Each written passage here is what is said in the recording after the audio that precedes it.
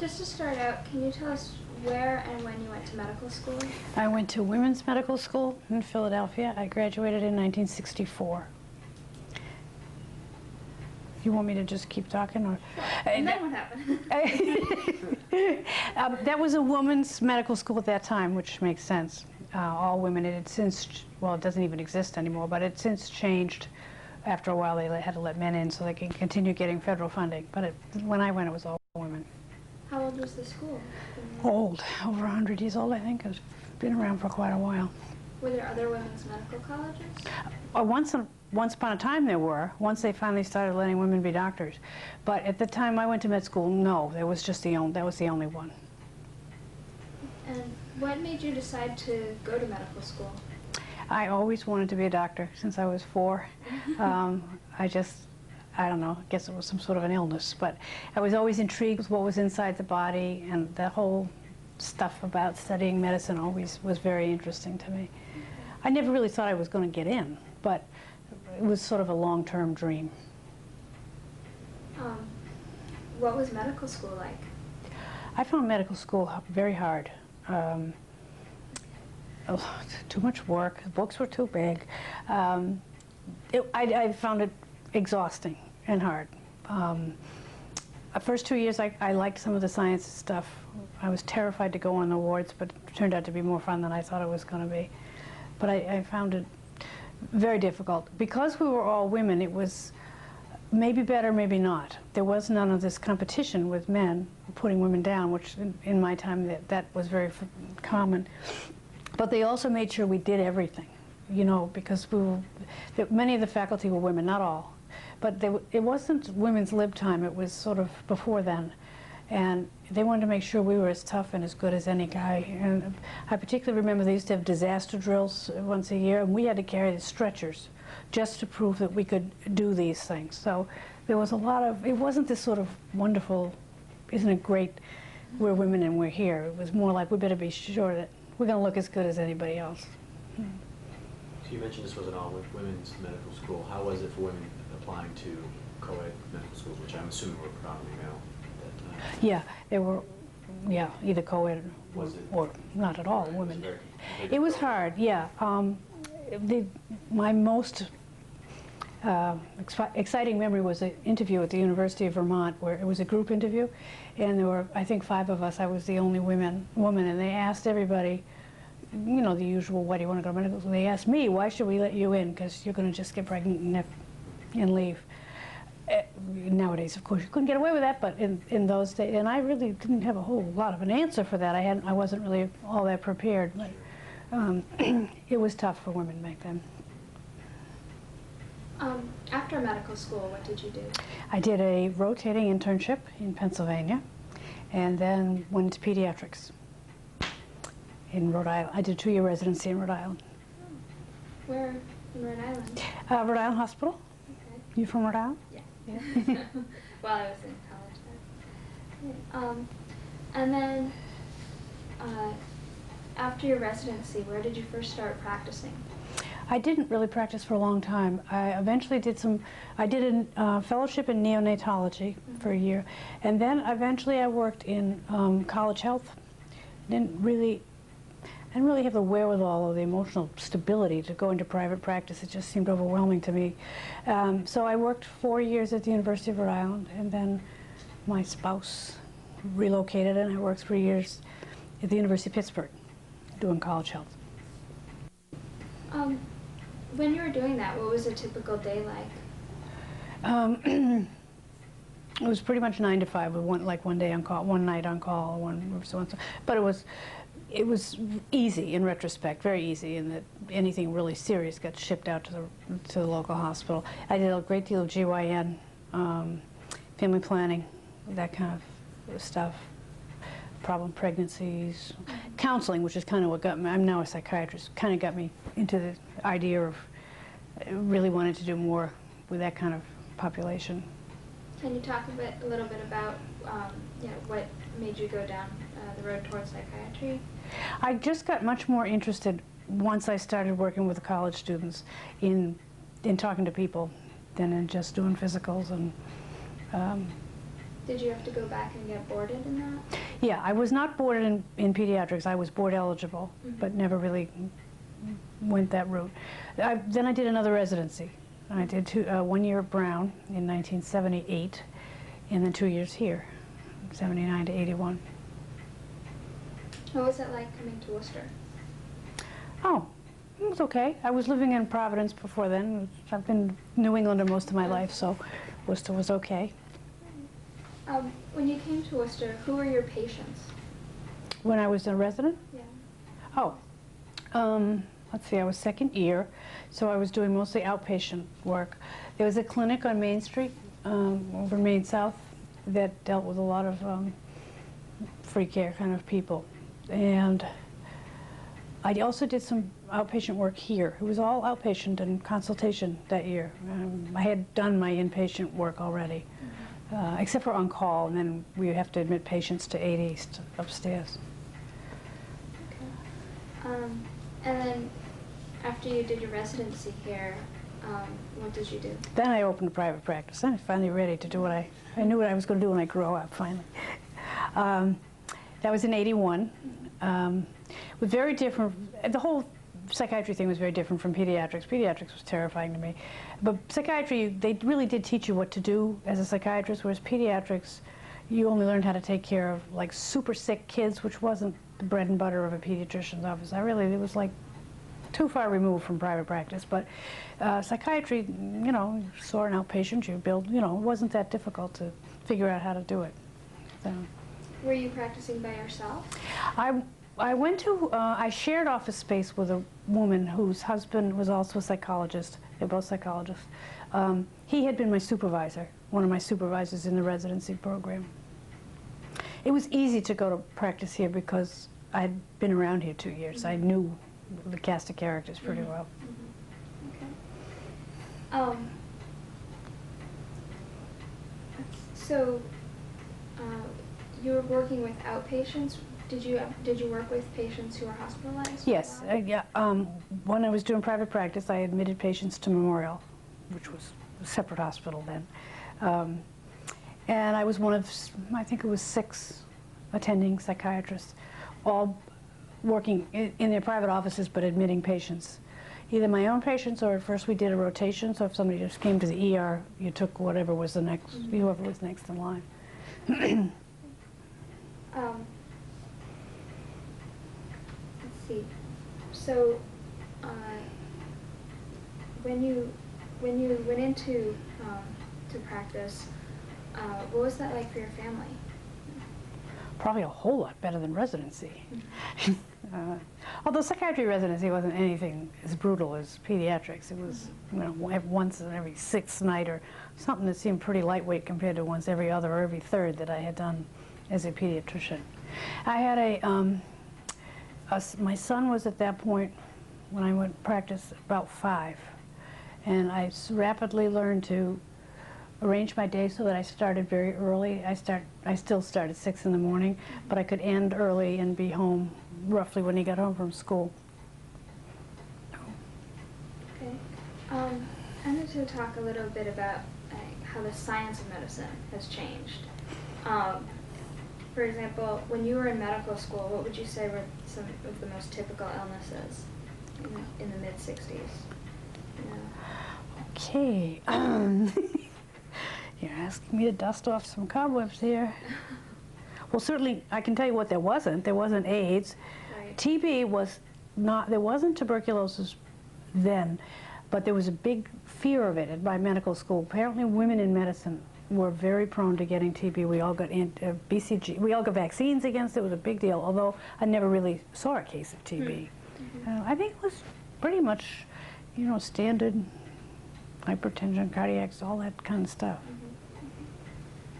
What are some changes that you've seen in diseases over the course of your practice? Well, you know, I'm only doing psychiatry, so that probably hasn't changed a whole lot except for medication, but the availability of medication. Certainly, antibiotics are much more prevalent and probably more work better than they used to, because you get so many millions of them. Although we didn't have resistant to any stuff back then. The science of it. Well, speaking of the medicines, have you seen that the medicines have drastically changed for psychiatry? Yes, the antidepressants are a big, I mean, changed from when? Before I started residency or way back? Can you describe some of the changes you know about? Well, I mean, before there was a major tranquilizer, Thorazine, people were all locked up in hospitals, and the tranquilizers, which are antipsychotics, made an enormous change. I came after they invented those, so that I never saw these people who were really just untreated at all. The bad thing about that is that it liberated a lot of people from hospitals, which was good, but they put a lot of them on the street corners, made homeless people. It wasn't really all a panacea.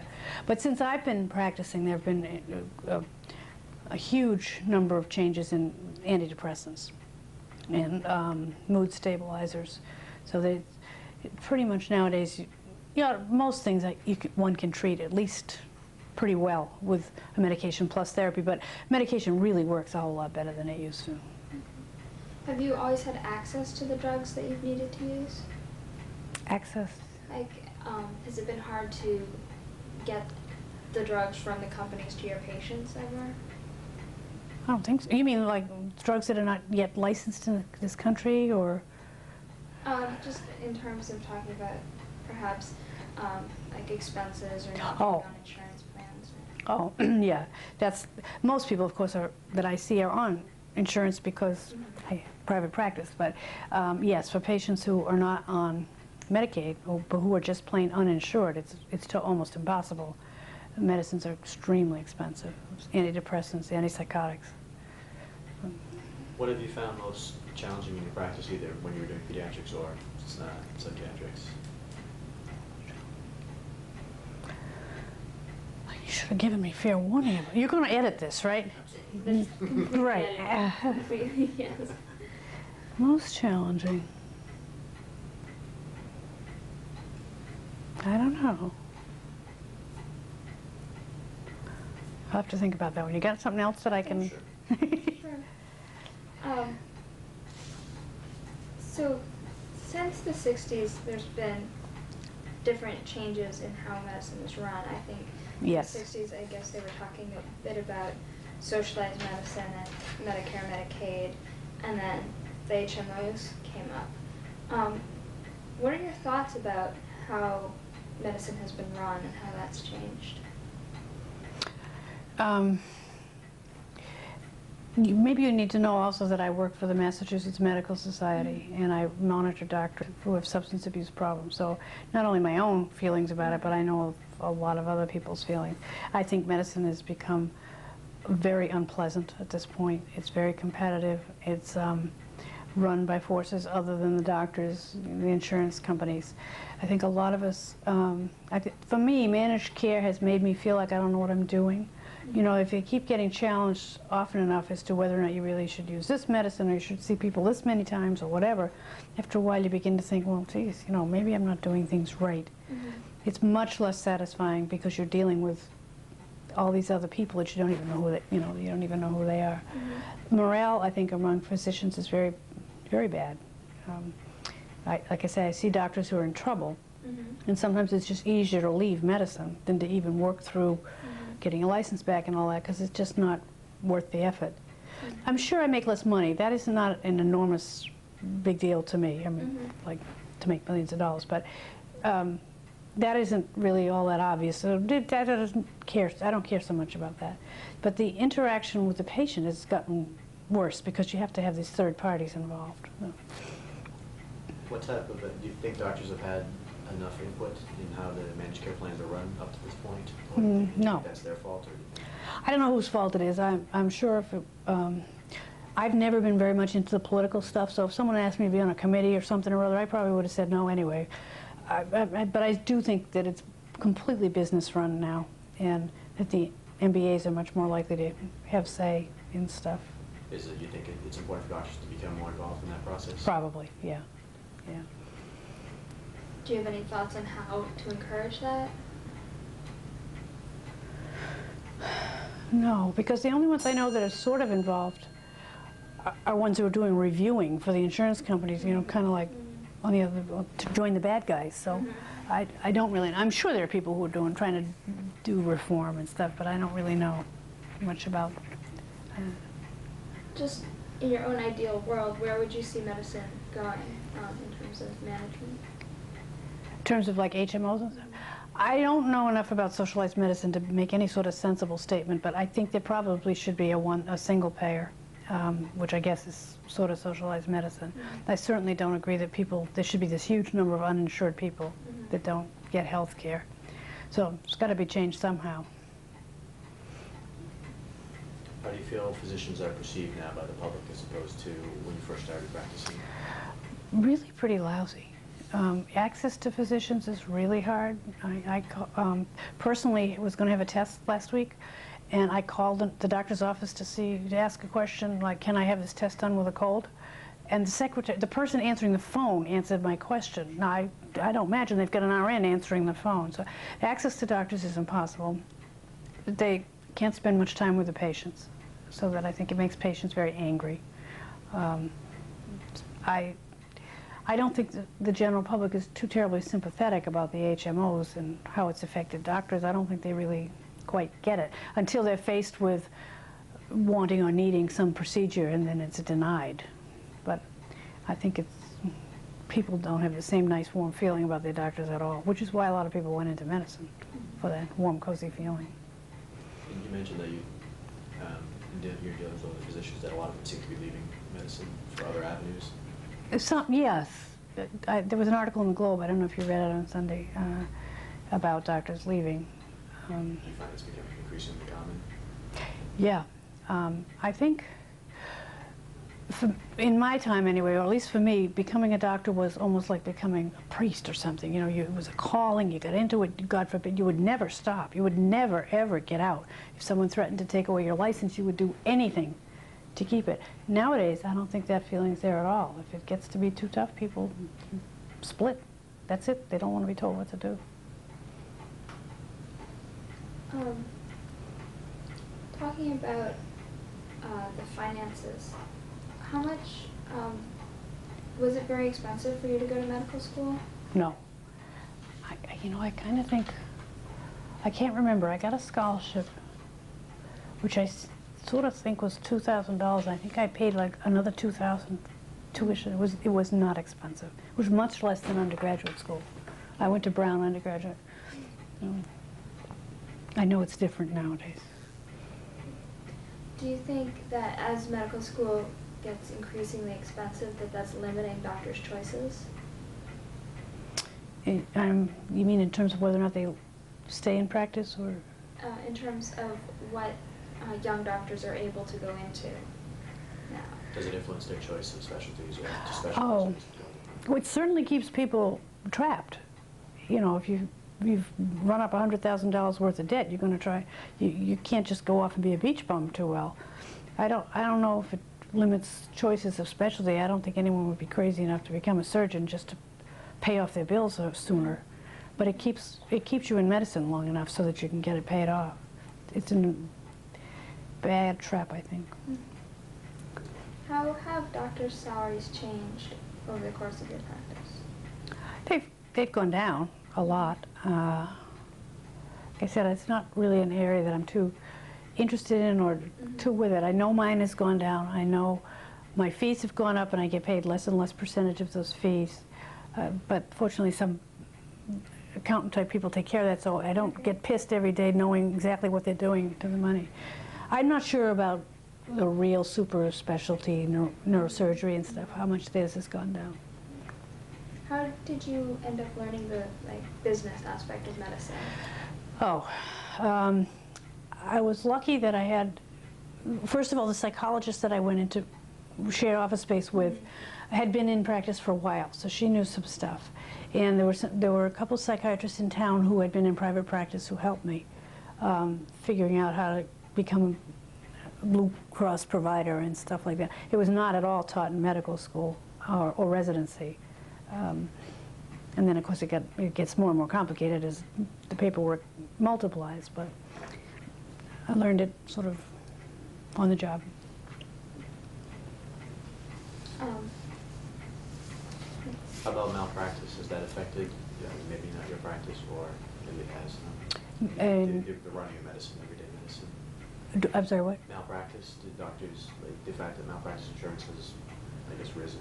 Oh, in Does the that affect your insurance. practice, Psychiatry is one of the lowest, so it's not outrageous, but certainly for like OB or surgeons, it's daunting.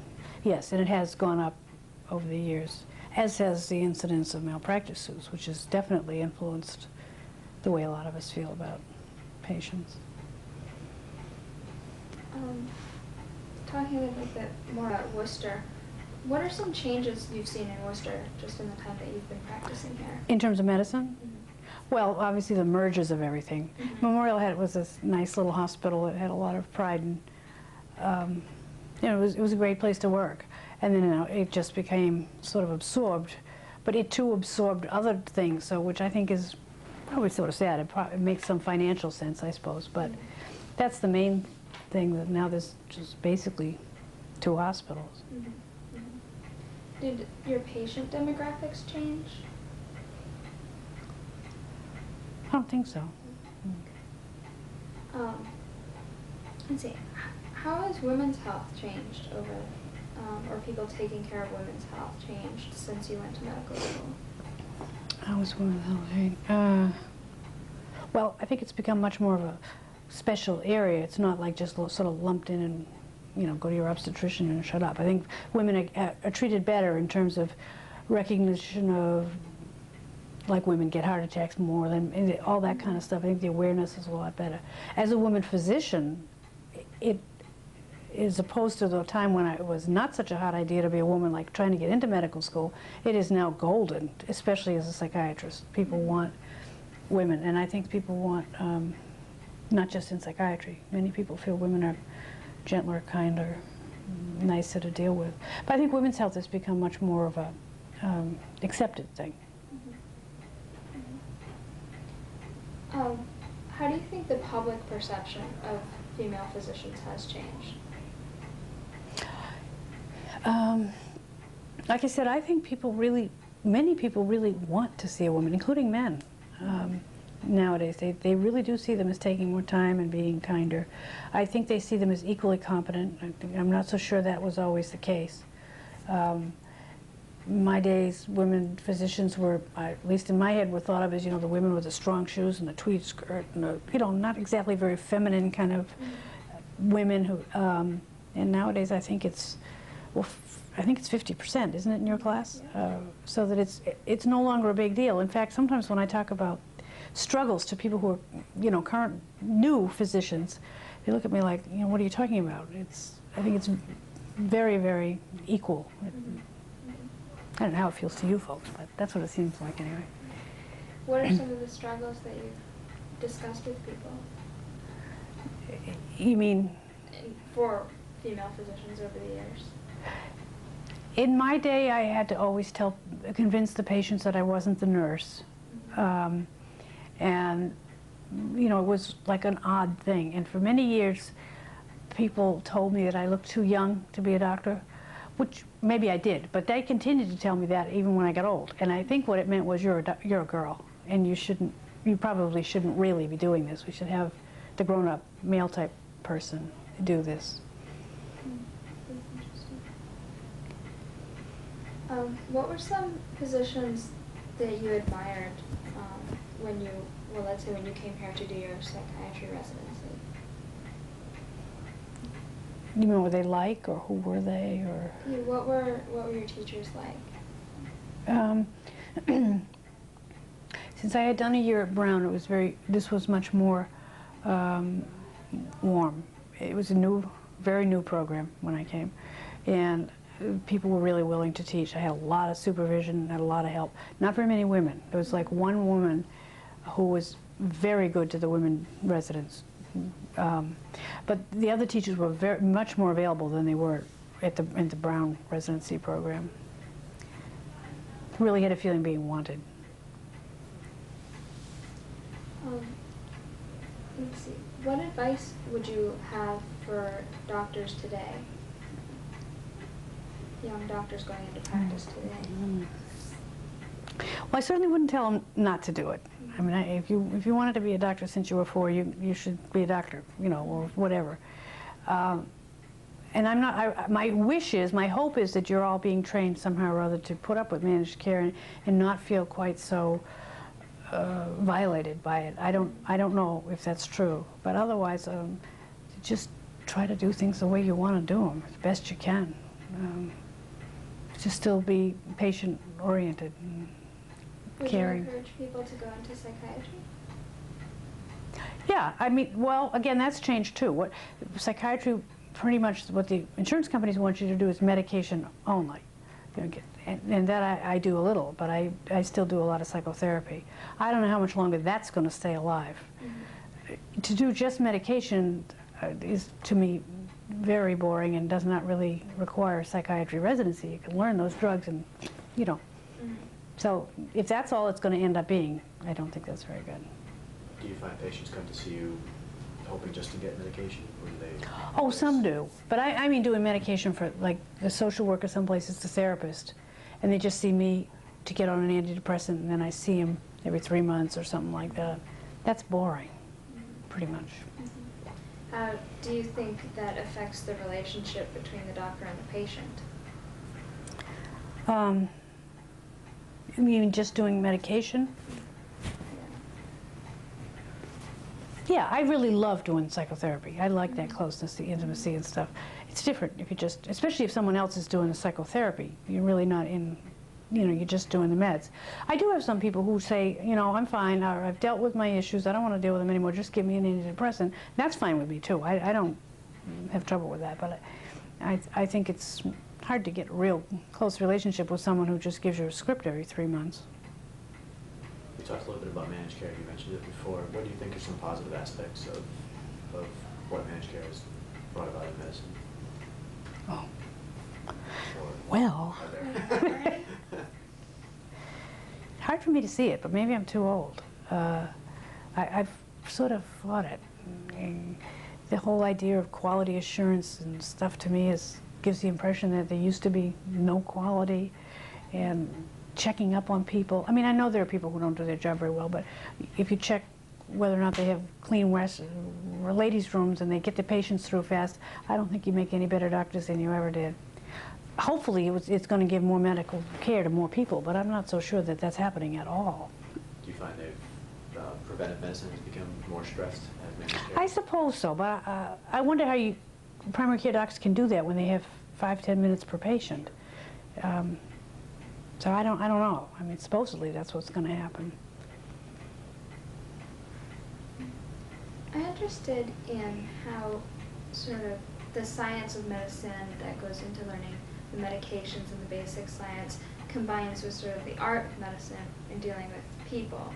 It seems to me like psychiatry is one specialty that really, you know, relies on meshing those two things together. Mm-hmm. How did you learn how to do that? Well, the process was of having supervisors, which are very close. You present a case, you see a person, you present the case week in and week out. That's pretty much how psychotherapy is taught. How you actually learn to do it, I think, is almost an on-the-job training. You know, you have to just sort of have a feel for things. That's probably a very stupid answer, but, you know, you taught some basics like basic Freudian stuff and basic ego psychology and all that stuff. But actual art, I'm not so sure that's totally teachable. Just went back to managed care. One more question. You're going to really get to me with this managed care. I was just wondering, have you dealt with physicians maybe who are being trained in the era where managed care was already present when they were being trained, and how they view managed care as opposed to people who were practicing when it was basically fee-for-service and then have had to go through the change?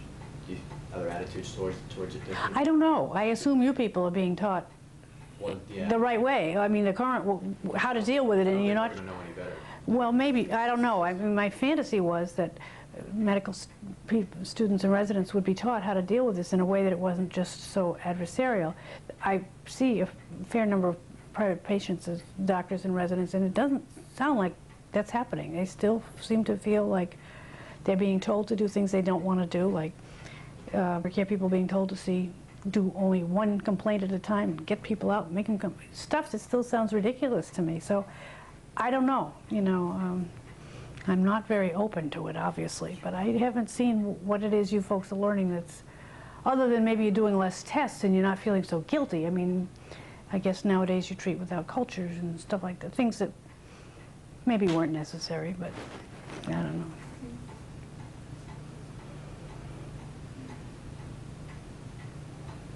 Are you involved in the teaching of residents at all? Not residents, but I do a little bit with medical students. Mm-hmm. Here? Yeah. Yeah. Kind of prepare for that. Actually, I think it was the first year class I was teaching, so you may have, did you have a little group classes? Yeah. Yeah. PPS classes. Hmm? Yeah. Yeah, so I think you already missed it. It was me. Is there anything that you particularly like about Worcester, whether it be in the medical field or outside there, or dislike about the area? You know, like I said, I'm from New England. I know a lot of people who come here think it's just dreadful. I really, to me, it's been fine. It's a fairly nice, small place. It's not awful. The medical community's pretty close, I think. I get to know people pretty quickly. How is the medical community involved in the larger Worcester community, do you think? I don't know. I live in Shrewsbury, so I don't really know Mm-hmm. a whole. You mean sort of like socially? How? Yeah. Do you think physicians are involved socially in Worcester, or in the government? Or anything? Honestly, don't know. Probably somewhere. Do you feel that as a physician that affects your role in your community? Not really. I mean, maybe the only thing I can think of is when my child was in school, because I was a doctor, I was never asked to do all sorts of things like make the brownies. You know what I mean? I got out of a lot of shit by that kind of stuff. But otherwise, I don't think so. Did any of your children go to medicine? I have one son, and he had no interest. He had no interest in anything inside the body. Everything was yucky to him. Plus, he saw too many hours on the phone. You know, who in his right mind would want to do that? So he's into computers. Yeah. Is there just anything that you'd like to tell us about your practice or about psychiatry? Any stories you want to share?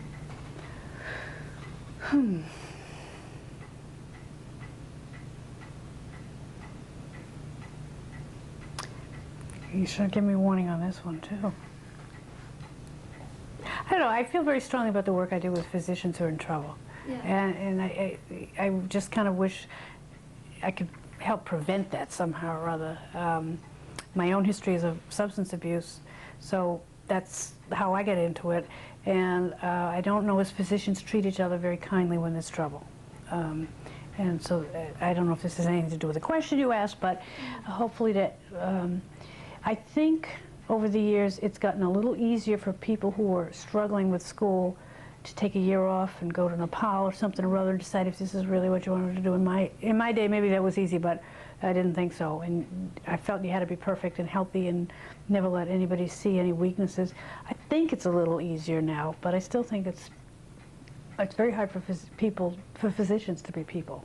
And I think some of that is teaching, some of that is our own omnipotence. But I think it would be nice if we could be kinder to one another and just help each other out a whole lot more. I don't know how competitive it all feels to you now, but it felt very competitive to me in school. I think this particular school, I don't feel You're right. competition. You're right. I have a very nice feeling about the way people seem to be treated here now. Granted, I see people in trouble, you know. So, but it seems like they're very realistic about letting people have time off, and that you seem to have a good connection with one another in the classes, which seems nice. The doctors you see who are in trouble and are having problems, are you seeing more of those doctors as younger physicians who are just going into practice now? All ranges. We see residents up to people who need to learn to retire. The changes have been less, although there's still a lot of substance abuse, there's much more what they're now calling disruptive physicians. And I think maybe that's another change in medicine over the years. It's no longer okay to pinch the nurses on their ass or to throw instruments in the OR, which is good. But it's also a very adversarial role, I think, between staff and doctors, so that if a doctor does anything now, tells a slightly off-color joke, you know, then they get reported for being disruptive. Some of them truly are, and they're nasty, and they need to be not nasty. But others, I think it's just, you know, nurses are forever writing them up, whatever that is. And it didn't ever feel like that before to me. It felt like you're kind of more or less all in this together. Mm-hmm. How could that change? I don't know. I mean, I think it's helped a lot for the older docs to learn you can't do some of these things. Not that they've all learned it, but they're working towards it, even though they don't get it. You know, like, it's not okay to say the F word in front of the nurses. You know, that kind of stuff. So hopefully they'll get to be a little bit more sensitive, that kind of stuff. I don't know how it would change. There's always been tension between nurses and doctors, but it just seems more cruel at this point. Maybe because everybody's stretched too far. The nurses, you know, too few nurses per floor and all that kind of stuff.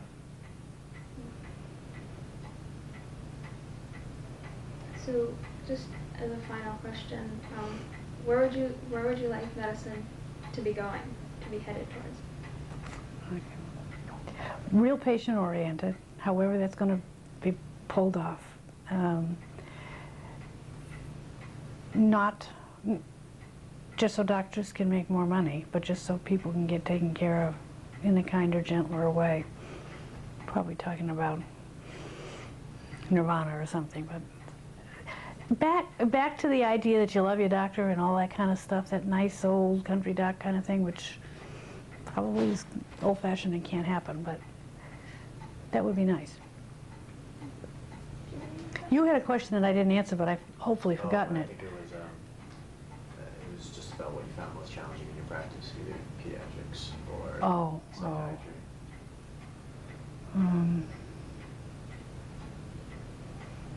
Pediatrics I really didn't do enough, so that I can't say. Psychiatry I worry a lot about. People who are suicidal, and nowadays it's harder to see them enough and get them in the hospital and all that kind of stuff.